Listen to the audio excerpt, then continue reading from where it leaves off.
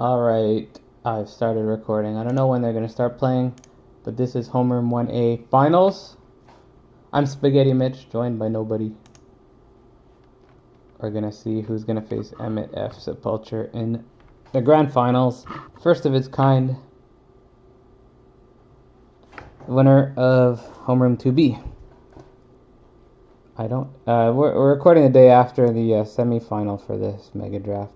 Don't exactly remember what's going on with everyone's deck. I do remember a card called Meat Hook Massacre, though, for DeWitt. We see he's got every color. Blue, black, white. Unwilling Ingredient versus Network Disruptor right now. We got a Sky Swimmer Koi and a Prosperous Thief, along with Obscura Storefront. Voichi Tide Runner. And Siege Zombie. You can cast with me if you want, Evan. It's up to you. I was low-key feeling like freestyle rapping the entire thing before when I had more energy. It was gonna be awesome. Maybe I'll do that for the final. I even have beats ready. Okay, so we get a treasure for Prosperous Thief. Ninjutsuing back the Unwilling Ingredient. That's pretty good ninjutsu target. It's got Menace. Boishi Tide Runner taps, untaps. Third line comes down. Chris Street's popping off with 3 lands. There's no rules for Playground League. I'm going to be as unprofessional as possible. Not as possible. Raph said I could do it. Network Disruptor hits face, down to 18. What is Chris G. Oompa Loompa going to do on the second main phase? Gitu Amplifier. That thing has prowess, front-end prowess, if I remember. 2-0 on cast when you cast something. I think also Kicker bounces, if you were to kick it with blue. Might be thinking of a different card, but I don't know. Meteorite in hand. Oh, yeah, we saw DeWitt play that in an earlier match. Let's see what DeWitt's going for. This is a high-stakes game. The winner gets a pennant trophy no matter what. But you have to win one more to actually win the league. Obscura Storefront will gain a life and grab. Are you recording? Yeah, I am. Oh. You ruined it. Now I have to go undo it. I don't think the pennant is actually. I think the pennant is established separately for the best overall record. The pennant already went to Adam. Oh, so each winner gets something or other, no? Each winner does still get an invite to the Player of the Year. Oh, there you go. And they get the Mega Draft winner back. The Ultimate League winner, however, is still yet to be determined. And Emmett is here right now, watching his potential opponents, seeing which upstarts will challenge him. Yep. So Impulse is on the stack. Yeah, so the pennant goes to one person. I guess that makes sense. But yeah, 2 things for the winner, you said, which is the Mega Draft winner tag and the potty invite. Tome Shredder. I've seen that every game that Chris has shown us, I think. It's the 3-mana 2/2 haste that eats instants and sorceries for +1/+1 counters.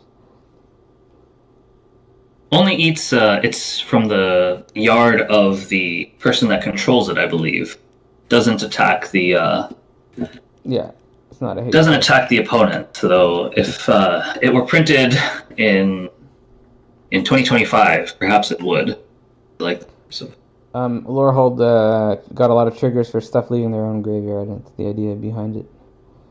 And I think, Flavor Flea, right? It's like the dog ate your homework. Oh, wow. Tome Shredder. What it's supposed to be. Makes sense. And so, it can't eat the other kid. It's got to eat your own home. It's not going to work if you targets. Yeah, it won't work if you target Shredder. He knows that. So we see an Impulse on the top already, so. On top of the graveyard. Prosperous Thief will get a treasure if it connects. And so I was gone for both Mega Drafts, unfortunately. Who do you think you would give the advantage to in this matchup? Did you have any sense of that? Mitch? I think it was DeWitt. We saw Meathook Massacre along with that enchantment from Strixhaven. It's going to be hard to cast. It costs 4 of hybrid. It pumps out an Inkling and buffs every time something dies and buffs. Right, though I mean, he already has the mana for that with the meteorite, and even if the meteorite went away in 2 turns, he'll have access to that dramatic finale mana Yeah, as well, just naturally. it was. I was co-commentating with Dirk, and he pointed out it might be hard to cast, but anyway, it not doesn't look like so if you draw like this. But there are a few other cards, and I don't exactly remember. I will have a video of us going through it. Chris, Did you go ahead, Mitch? I do remember Chris having a great looking Izzet deck. This might have been the two that I thought were the strongest, actually. Mm. I was gonna say, I don't know if you came up against any dramatic finales during the regular season of Playground, Nope. but people were running it even though like they were just basically treating it as white, white, white, white, white, or black, black, black, black. Um, and people were still being able to cast it, and it's a pretty good effect. It's quite a strong card. Yeah, it's something that sticks around and rewards you for stuff dying on its own. But yeah, just casting it, I guess, is the issue if you're not in just black white. But sometimes you can cast it just fine. I suppose people are more treating it as like a 7 drop or something like that. Yeah, you don't have to play it on curve. It's not that kind of card. Oh yeah, Rooftop Nuisance is great. I've seen that cast a few times already yesterday. It's going to draw 2 cards, tap 2 things for 2 turns. Not stun counters. Totally not stun counters. Yes. Koi, we were pointing out that this is very much like a card that came out in Final Fantasy, except it's not an artifact itself. Right. Rook turret. Yeah, it's actually in my league deck, and I didn't remember the name. And I believe I actually have a league game myself, so I will be dropping off from Wait a second. co-commentating for a little bit. I need you to tell me what's in Chris's hand before you go. Oh, what's in Chris's hand before I go? Got it. I think I was looking at the wrong.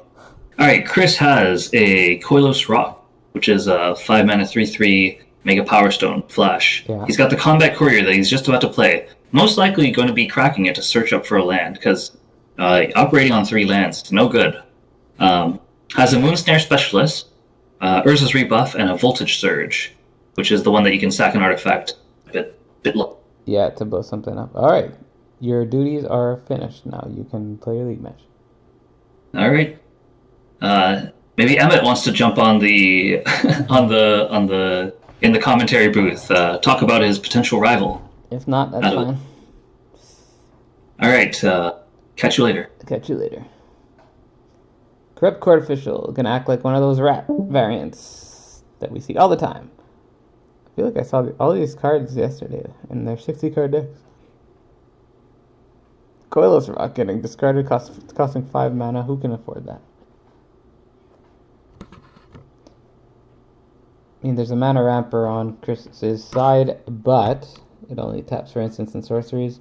We did hear that Evan said there's a Urza's Rebuff, which can either draw discard or counterspell, like cancel. Voltage Surge taking care of the infinite value siege zombie. Very dangerous card in the world of many decayed zombie tokens in its set. Bit less dangerous here, I'd say.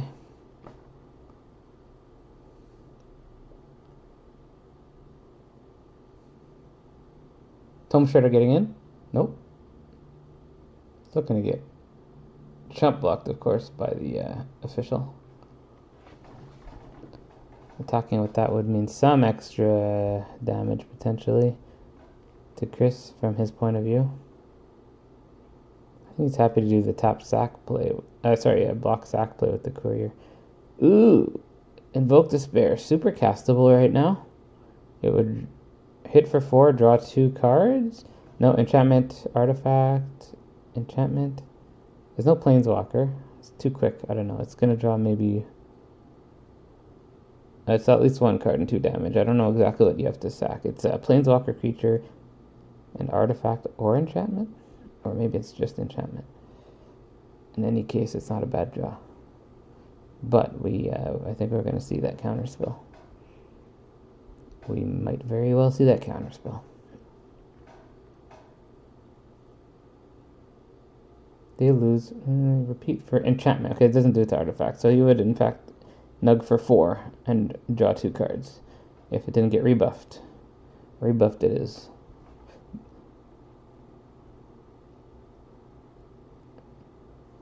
This grows to a 6/6 now.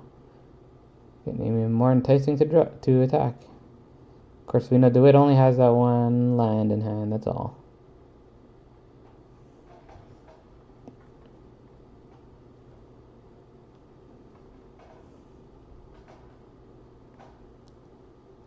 There's the mountain.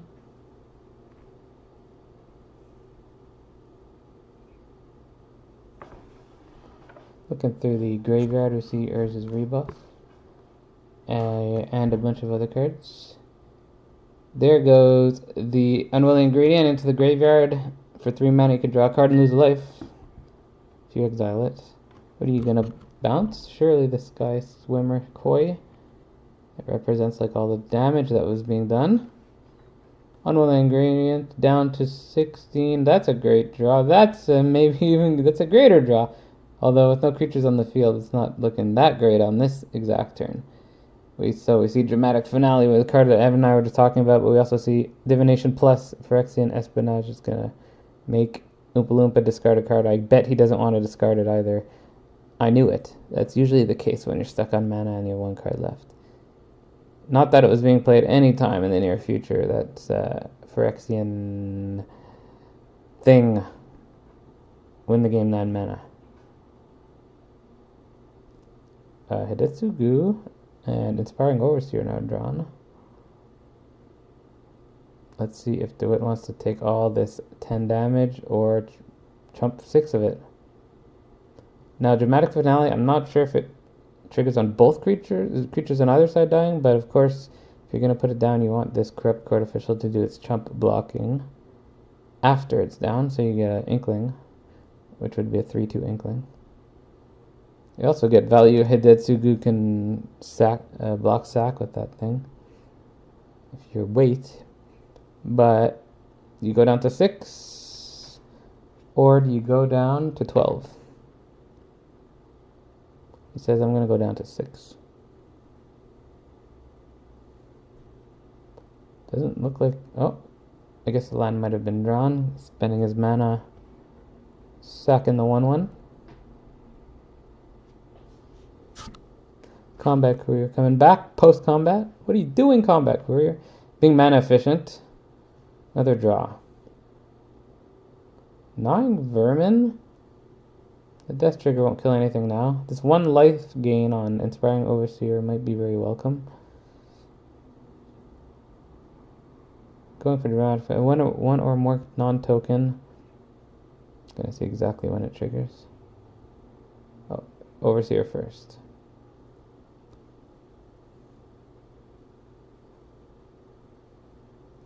Or not. And there's a meteorite untapped, so no problem. Practical Research, I think that's like draw 3, discard 1, something like that. Some sort of draw spell. Flying Vermin. When non-token creatures you control die. So your stuff dying. And he's got stuff on board that wants to die, or can happily die.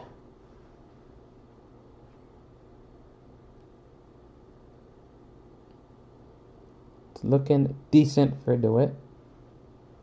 I don't remember what Chris has exactly. Oh, we see Nasari, Dean of Expression. That's going to require Scryfall.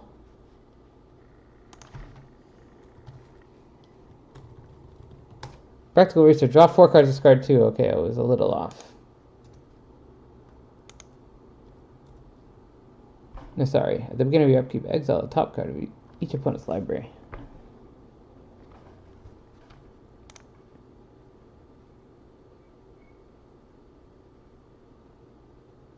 Okay, you get to play a card from top opponent's library.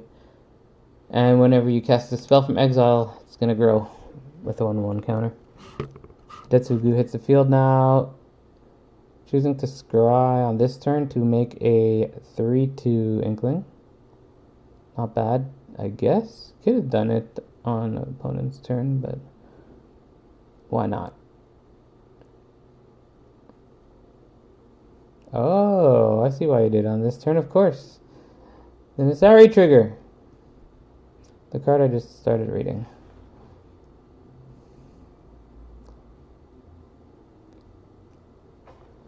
Now, Chris is going to go down to 6.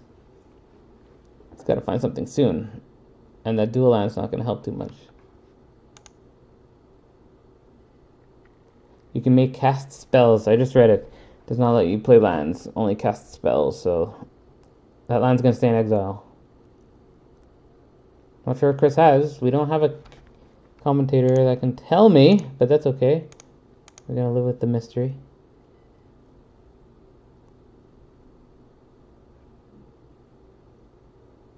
It's going to be a tough thing to beat through this dramatic finale. That's one of the biggest Tome Shredders I've ever seen, though. I'll say that. Funny enough that 9-mana Phyrexian, Portal to Phyrexia would be terrible, even if he had 9 mana to play it for free. It would be terrible on the turn he plays it, because it would turn 3 creatures into Inklings, basically. What was just cast? Oh, Startle. That's why we got a 1/2 flyer.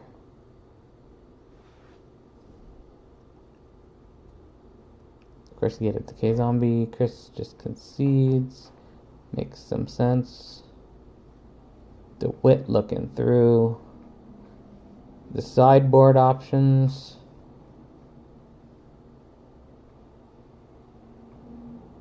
One win away, DeWitt from Homeroom. 1A champion.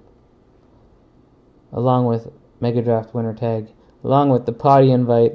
Along with a match later on, probably very soon, against Emmett for the league champion status. The first time you have to win 4 games post regular season for that title. First time in league history in this adventurous, experimental playground league. Yeah, we saw this deck yesterday. A couple Ludovics, a Medoc Massacre, Invoke Despair. Got countered this game, but could have done some good work, of course. That game was defined by, in part, 3 lands on Chris's side for a long time. And just Sky Swimmer Koi getting in for a lot of damage, followed by pretty good cards. I saw the Grixis Fixer from SNC get sided out. I'm not sure what came in. You guys probably saw it.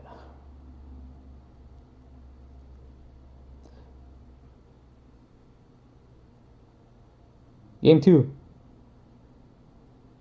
I'm too tired to freestyle rap everything. Maybe in the finals. Then everyone will deafen me.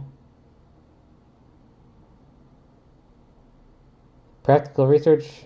It's a 5-mana draw card. Not exactly your opening hand all-star. Also not castable at the current mana.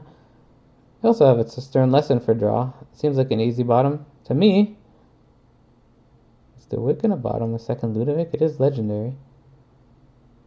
But if it's dealt with, it's dealt with. A classic turn 1. Tap my own tapped island.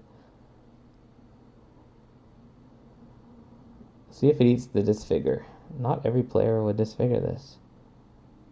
I think that's right. I wonder if he was, waiting to disfigure a 2-drop. And sometimes you don't hit the 2-drop and you hit the 1-drop afterwards anyway. So he milled a Fixer, Mana Fixer. That was fairly useful in our deck. In his deck, it seemed, looking at it yesterday. Not incredibly useful, but fairly useful. Ooh. We got a turn 3 Mana War, basically. Hits for 2. Network Disruptor's back in hand. Micromancer. Drawn. Ludovic. Is that the same Ludovic? We'll never know. We know. If there are alternate arts like in paper, you might give a tell by playing the wrong Ludovic. Ludovic's If you gonna want, Mitch, I can fill in the commentary from the other side. I'm watching Chris's stream. Sure, yeah. Evan was just in here doing it, then he played a league match. I have no such other requirements of my time. I'm waiting for my daughter to start her orthodontics appointment, so happy to chime in. Yeah, go So ahead. basically, right now, Chris is deciding whether or not to play the blue side of the dual card Vilda Dean of Perfection or the red Ifrit version. But he has no choice because he doesn't have another red mana, which means the Urabrask is also stranded in his hand. Ooh, we saw Urabrask So it's basically take over the game yesterday for Chris. yeah, and we also have Portal to Phyrexia, but that's a long ways off. He has an island for the fourth card in his hand. So it means that like basically all of his cards, or the good side of all of his cards, are stranded because the Vilda side is not very overpowered compared to the I forget what you call the red side. Nasari and Uvilda. Yeah, the Nasari side is the more desirable one. So I think he's going to try to crack another mountain here somehow, if he can stand it. Oh, Stern He's going to try Lesson here to. makes a Power Stone. He's discarding Dramatic Finale, the card that's going to be hard to cast, it looks like. The one that makes Inklings. And the Mana Fixer, as we saw, was already milled earlier, so. It costs basically 4 black, but there's some way to make white in his deck. Uh-oh! Meathook Massacre is the bin. Oh yeah, it's. Oh indeed. So if 2 is arguably the 2 best cards in the graveyard now. There's a Brutal Cathar, which does answer something like an Urabrask, but it costs white. So on this side, Chris has just picked up Urza's rebuff.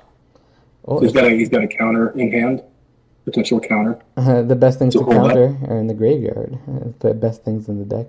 Oh, wait a second. Wait, Ludovic copies something in the graveyard, but it can't copy something like a Mutant Massacre. Never mind. You want to? It's good if you mill your bomb creatures with Ludovic on the field, but those are. Well, he's got the hulking metamorph, right? Is that in his graveyard? Sorry. The hulking metamorph is in his graveyard, right? I didn't notice. It might be.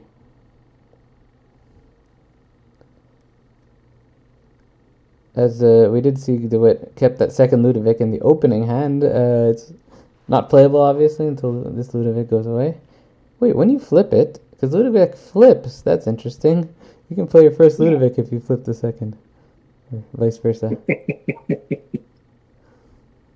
It's like they planned this game somehow. They planned these pieces to do these things. Uh-huh. Now there's a Micromancer in hand, which gets a 1-drop. 1 cost instant or sorcery.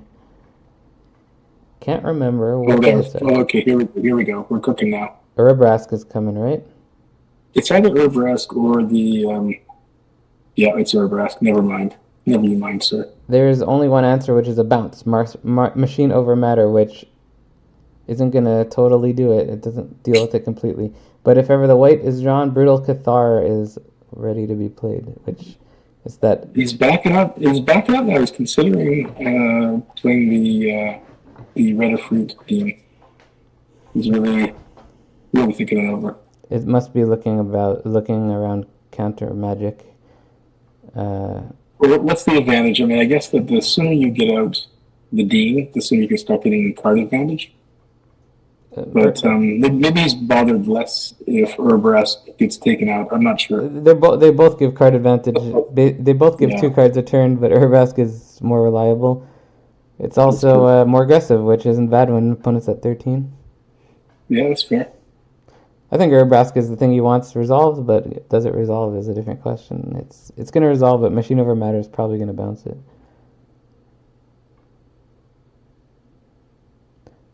Wait, both Oh yeah, both these cards exile the top card of opponent's graveyard, but one on your turn, one on their turn. Library. Oh yeah, library. Oh, going down to 9. Maybe. Didn't bounce. Not using the machine over matter to bounce something. Hmm. Didn't use full mana. Only used 2 mana that turn. Or is it 2 mana? 3 mana. So how Urbrask works, he's got to play the Prosperous Thief or it's going bye-bye. Can you ninjutsu from exile? You can't. Urbrask completely shuts down exile ninjutsu. It's an ability from hand.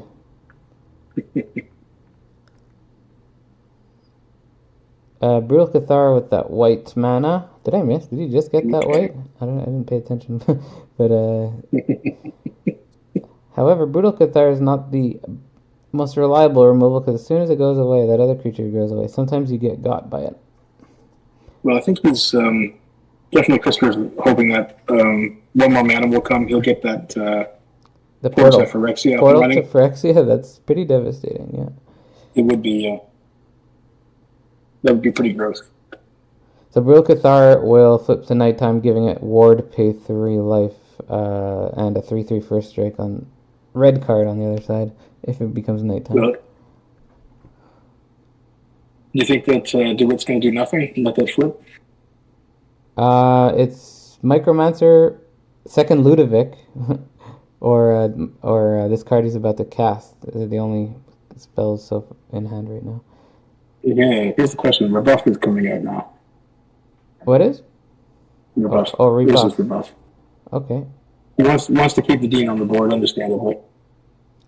One single land from playing Portal of Phyrexia is kind of huge, so it's a big top deck for Chris. It's pretty gross. A Sky Swimmer Koi. And if Nasari survives, might get a land off the top that way, right? That is no, you can't play lands. We just checked last game. You can't play lands off the top. It's only spells. Oh, okay. It's if it was a new card today, it would probably say lands. So Ludovic flipping is another play. He didn't look in his graveyard. I don't exactly remember all the things. You said there's a metamorph, but it wouldn't work because this permanent never leaves the battlefield. You don't get the ETBs. You just get the abilities. This one's just too tight to call. Yeah, there's a lot that could happen here. Yeah, so Hulking Metamorph is in the graveyard, but yeah, it doesn't. There's no ETB that matter. ETBs don't matter with this Ludovic ability.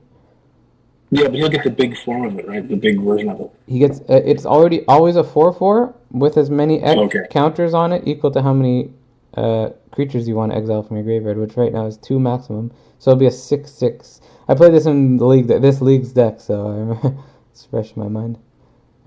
I don't know. I might have activated it once total. So it'll be a 6/6, either salvaged Mana War, which is the mana filter. But look at it. First time in history.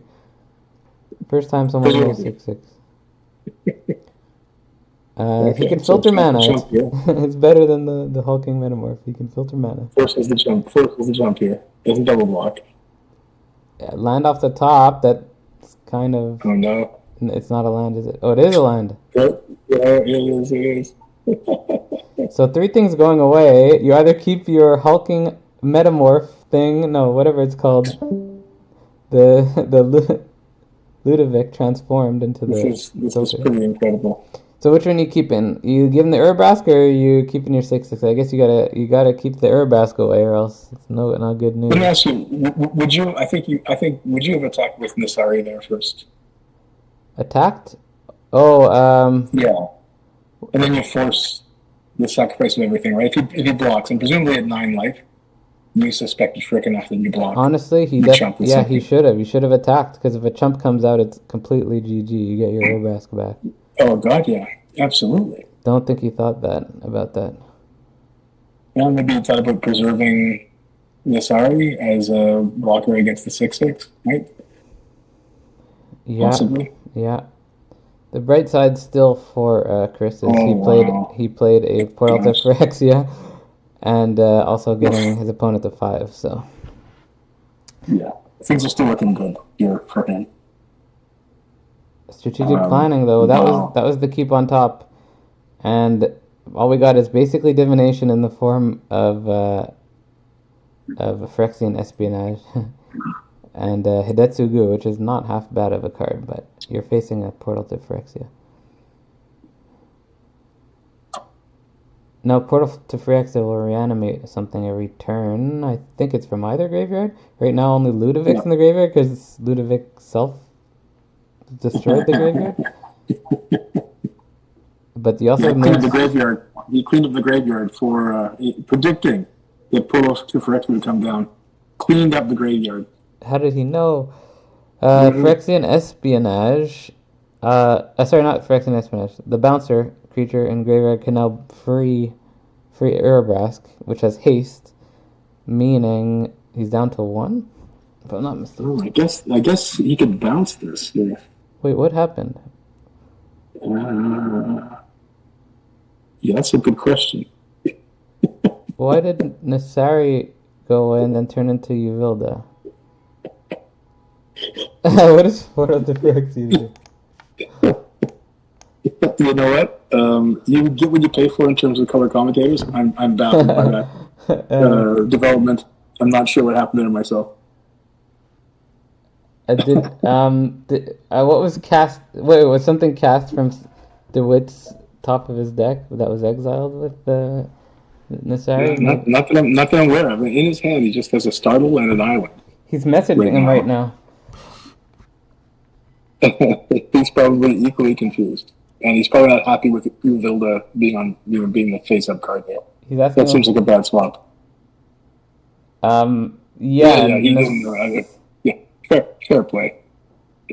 Oh, I cast 2 spells, went face up, exiled again.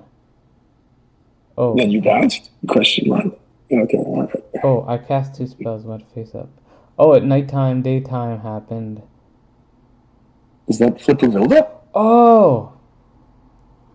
Yeah. When the Brittle Cathar turns back to the white side, it gets to exile something. So it can exile. Got you. So that's what happened. Got you. But then it was bounced. And because it got bounced and it got Oblivion Ringed and returned, it comes back up on the front side every time. Hey, you know what? Magic the Gathering Online is a crappy looking interface, but at least there's that text scroll on the side that tells you what the hell happened. That would have been handy in this case. We figured it out. Brittle Cathar, it's been a while since I've seen it collect a second thing, but immediately went away because of the other upkeep trigger. Yeah. I would have loved to have seen like oh, there we go. Okay, it's done. The head explode. Now that I'll be there from the beginning of the game, so hopefully I'll be able to be a more competent co-commentator. I don't think you not knowing what happened was incompetence. They didn't know what happened either.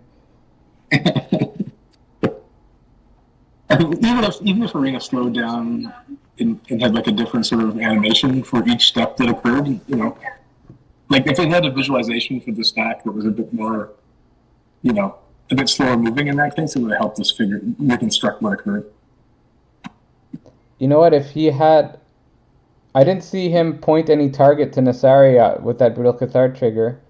Maybe was that the only creature on board? Maybe that's why it automatically. I think it was the only creature on board. Yeah. That's exactly. If there's 2 creatures, we would have known exactly what happened. That's why DeWitt himself was confused. Luckily for Christopher, I mean, it didn't matter at that point really.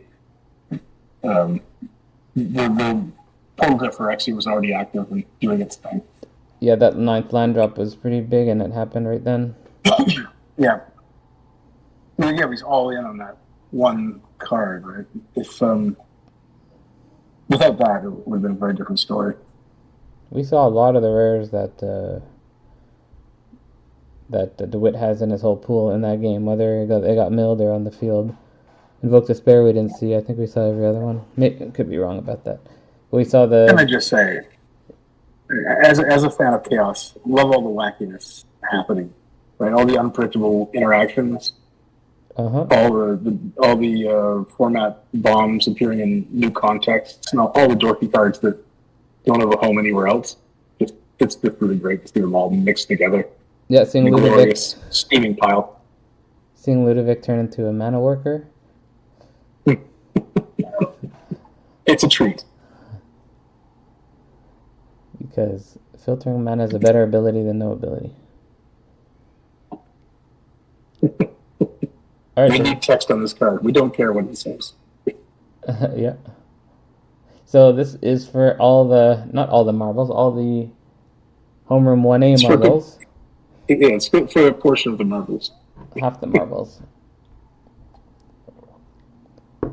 As we mentioned, there will be another match between Emmett and the winner of this. Is that scheduled coming up just after this one? DeWitt said not immediately, and I think Chris said he could immediately. So depends. Okay. But So he just we're rooting for Chris to win, are we? On that basis? Well, I think he said. I think DeWitt for said. convenience. I think DeWitt said 8 o'clock, so not that much later, at least. Right. I think it's sensible to take a little time and walk it off in between rounds in a competition with the stakes like this. Let me tell you what is going on over Christopher's hand here.